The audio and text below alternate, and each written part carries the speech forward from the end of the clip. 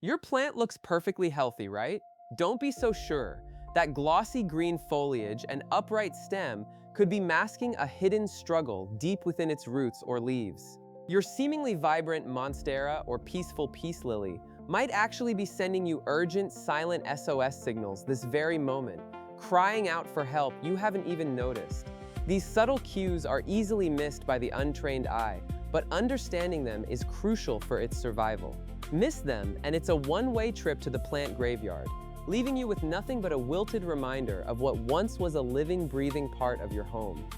Losing a beloved plant can be genuinely disheartening, especially when you thought you were doing everything right. But what if you could understand exactly what your plant needs before it's too late? Here are 8 critical signs your plant is dying and exactly how to save it, turning potential tragedy into triumph. Sign 1. The dreaded yellow leaf. You spot that sickly, pale yellow creeping across a once vibrant leaf, often starting at the bottom of the plant.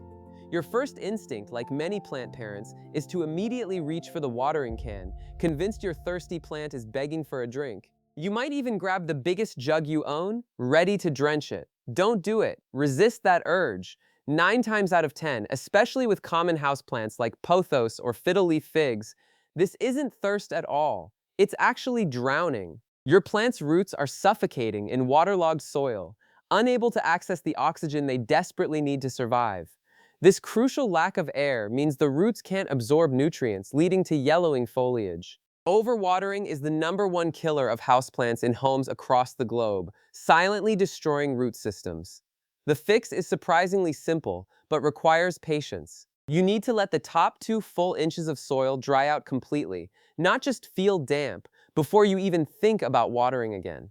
Stick your finger deep into the pot. If it comes out with any moisture clinging to it, wait. This critical pause allows the roots to breathe and recover from their watery ordeal, preventing further damage and promoting healthy oxygen exchange. Sign 2. The tips of the leaves are brown and crispy. Picture your favorite calathea or prayer plant, its delicate edges turning dark, brittle, and almost burnt looking.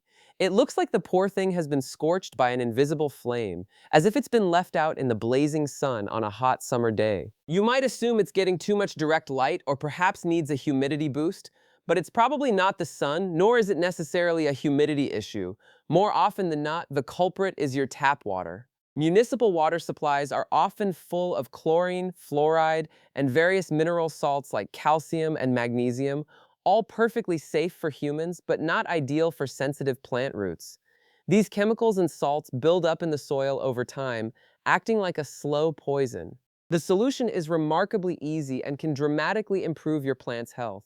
Switch to filtered water, perhaps from a simple pitcher filter you already use for drinking, to remove those harmful chemicals. Alternatively, and this is a great free trick, just let your tap water sit out in an open container for a full 24 hours before you use it. This allows the chlorine to evaporate into the air, making the water much gentler on your plant's delicate root system. Sign 3. The entire plant is sad and droopy. Imagine your normally upright fiddle-leaf fig or vibrant peace lily, its stems and leaves utterly limp, hanging downwards with absolutely no turgor or strength. All the leaves are slumping, looking completely defeated, as if it's given up on life. This can be one of the most confusing signals a plant sends because it mimics 2 very different problems. Now this is the ultimate trickster, a true master of disguise in the plant world. That dramatic droop could mean it's desperately thirsty, crying out for hydration because its cells are collapsing without enough water. Or, and this is where it gets tricky, it could mean it's drowning and the roots have rotted, making them unable to absorb water even if the soil is soaking wet. Both scenarios present the exact same visual symptom. You have to be a detective, a forensic botanist, to figure out what's truly going on.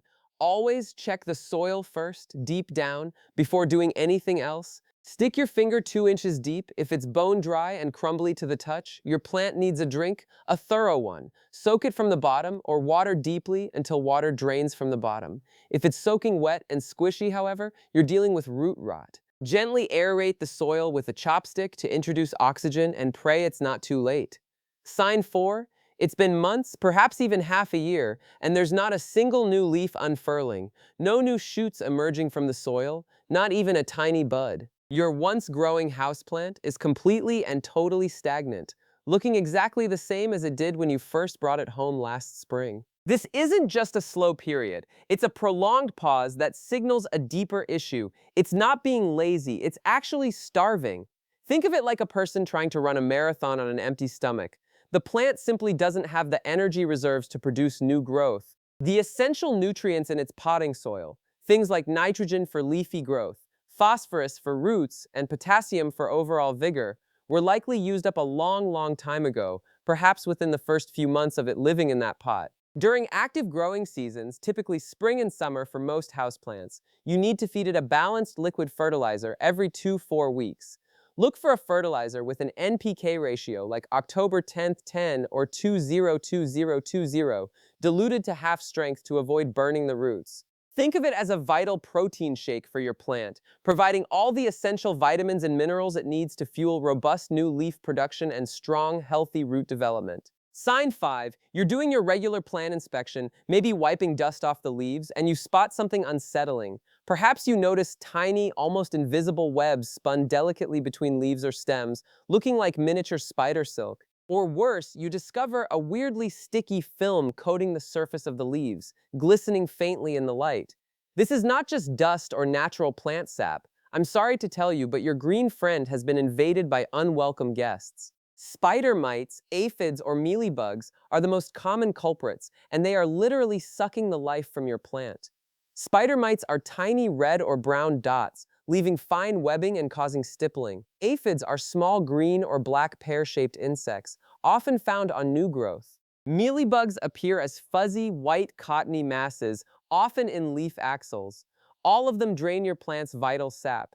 Don't panic. While an infestation can feel overwhelming, it's usually manageable. First, gently wipe down every single leaf, top and bottom, with a damp cloth to physically remove as many pests as possible.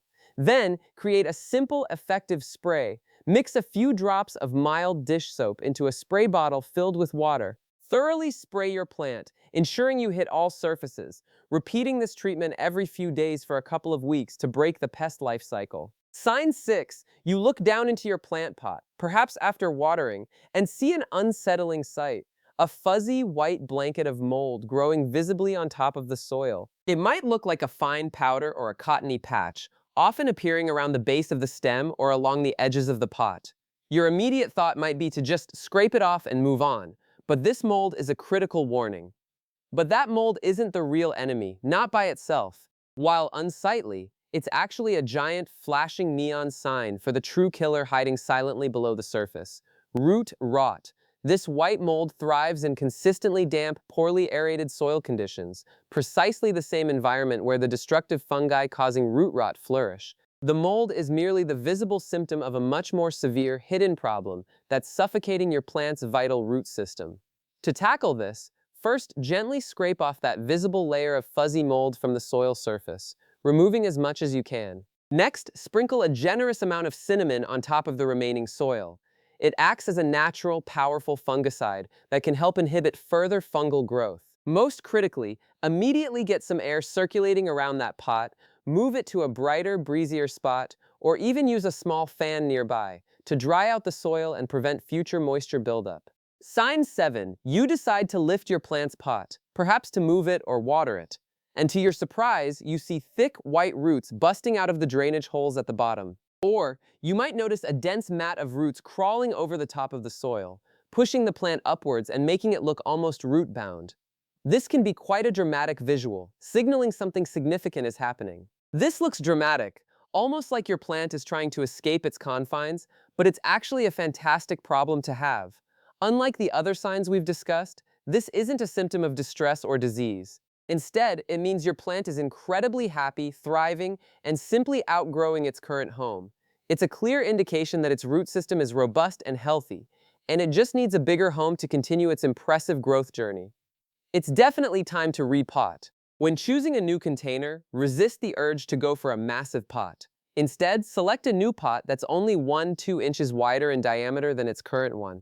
For example, if your plant is in a 6-inch pot, move it to an 8-inch. This gives it the perfect amount of extra room for its roots to expand and grow without overwhelming the plant with too much soil, which could lead to overwatering issues. And finally, sign 8. You walk past your plant and notice it's leaning dramatically so far to one side, almost parallel to the floor, it looks utterly exhausted. It appears as though it's about to give up entirely, its stems bending awkwardly, desperately straining in a single direction. This isn't just a quirky growth habit, it's a profound and telling message from your plant. It is giving up, but not on life. It's giving up on darkness. Your plant is desperately reaching, stretching every last leaf and stem for its only vital energy source in the entire world, sunlight. This phenomenon, called adiolation, causes stems to become long, spindly, and weak as the plant expends all its energy trying to find more light, often resulting in pale, smaller leaves. This is by far the easiest fix of all the issues we've covered, requiring no special tools or complex treatments. Simply give your plant a quarter turn every single week, perhaps when you do your regular watering. By rotating it consistently, you ensure that all sides of the plant receive equal light exposure, encouraging balanced, upright growth and preventing that desperate, one-sided lean. Your plant will quickly straighten up, becoming stronger and more symmetrical. And just like that, by paying attention to these 8 crucial signals, you've learned to speak the secret language of plants. You've transformed from a guessing game gardener to a confident plant whisperer, understanding exactly what your leafy companions need to flourish. No more guessing, no more anxiety over a yellowing leaf or a drooping stem, just healthy, vibrant, thriving greenery brightening every corner of your home. Now that you're a pro at diagnosing and fixing plant problems, are you curious to know which houseplants are almost impossible to kill, perfect for beginners, or even the most forgetful plant parent? These resilient green warriors can withstand a lot, making your plant journey even more rewarding. Follow for more plant-saving secrets and discover the ultimate low-maintenance beauties.